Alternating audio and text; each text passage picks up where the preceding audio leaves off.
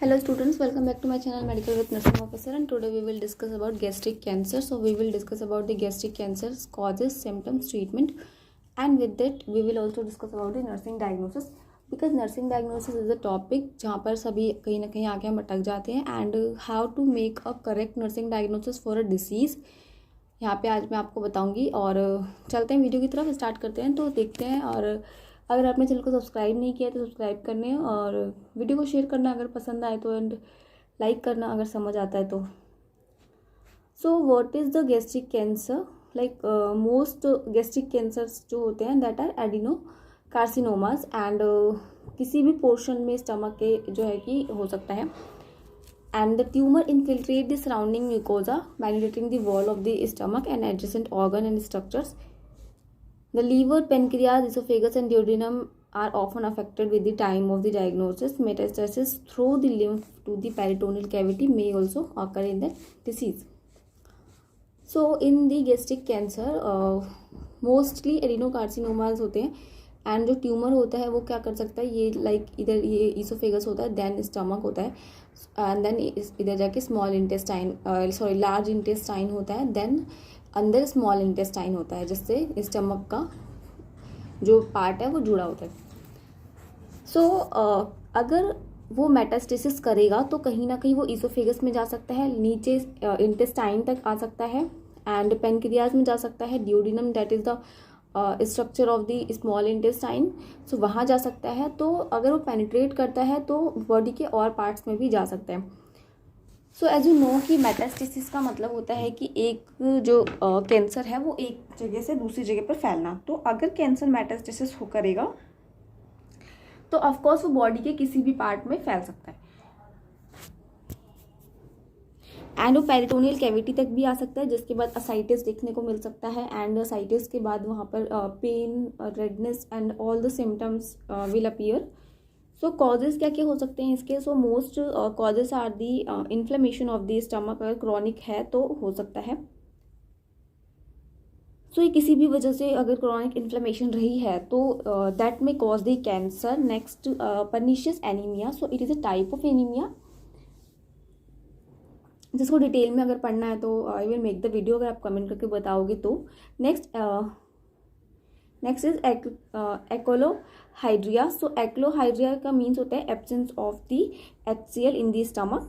Next is gastric cancer, then H. pylori infection if it is chronic और it is more aggressive, then and it can also be genetics. अगर family में किसी को cancer है तो most probable chances होते हैं कि नेक्स्ट जनरेशन में भी वो देखने को मिल सकता है। नेक्स्ट पेन रिलीव्ड सिम्टम्स की बात करूँ अगर मैं, तो पेन रिलीव्ड विद एंटासिड्स। सो ऐसा पेन होगा जो एंटासिड देने के बाद रिलीव हो जाता है। सिम्टम्स जो हैं जिसमें आपका एनोरेक्सिया हो सकता है, देन डिस्पेप्सिया हो सकता है, that is indigestion. Weight loss होगा, एब्डोमिनल पेन होगा, constipation, anaemia, nausea and vomiting. So weight loss is the symptom जो कि कैंसर में मोस्टली देखा जाता है, चाहे वो किसी भी टाइप का कैंसर हो, whether it is gastric cancer and lung cancer or blood cancer or any type of the cancer. Weight loss is this symptom, and not in cancer, any chronic disease weight loss होता ही है, and abdominal pain होगा, constipations रह सकते हैं, anemia तो mostly हो सकता है, pernicious anemia जैसे कि मैंने causes में भी बोला था तो वो है। So how will you diagnose the cancer? So हम कैंसर को डायग्नोज करने के लिए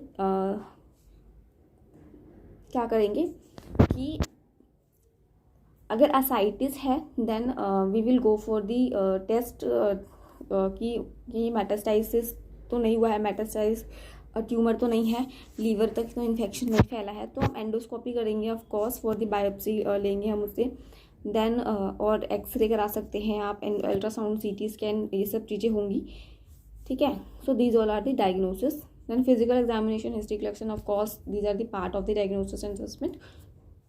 Next, we will discuss about the treatment and surgery of the gastric cancer. So, gastric cancer is a very dangerous disease which can cause to the death of the patient also if it is metastasized and if it is not under the control. So, it has not having means successful treatment for gastric carcinoma except removal of the tumor. So we have to remove the tumor from that from its original path. So that कि जो cancer है वो कहीं ना हम उसको ठीक कर पाएँ, उसको रिमूव करेंगे ट्यूमर को अगर वो जिस जगह पे है वहाँ से। सो हम radiation therapy, we can go for the radiation therapy, right? And if a radial subtotal gastrectomy is performed, the stump of the stomach is anastomosed to the jejunum as in